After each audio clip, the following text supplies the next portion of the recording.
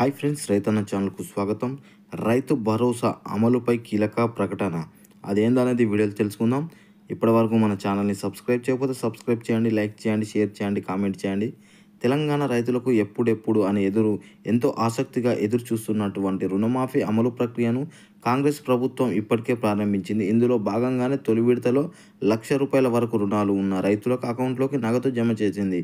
ఇటువంటి హామీ మేరకు ఆగస్టు 15 లోపు 2,00,000 మేర రుణమాఫీ ప్రక్రియను పూర్తి చేస్తామని ప్రకటించింది.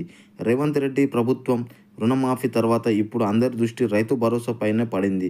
ప్రభుత్వం ఇచ్చిన వెంటనే రైతు బంధు పథకం కింద ఇచ్చేవంటి 10,000 పెట్టుబడి సాయాన్ని 15,000కు పెంచి రైతు భరోసా పేరుతో ఇస్తామని కాంగ్రెస్ పార్టీ హామీ ఇవ్వడం ఇంతవరకు అమలు కాలేదు. ఈ పథకానికి అమలు చేసే దశగా ప్రభుత్వం అడుగులు వేస్తుందని తాజాగా వ్యవసాయ శాఖ మంత్రి తుమ్మల నాగేశ్వరరావు గారు కీలక ప్రకటన చేశారు.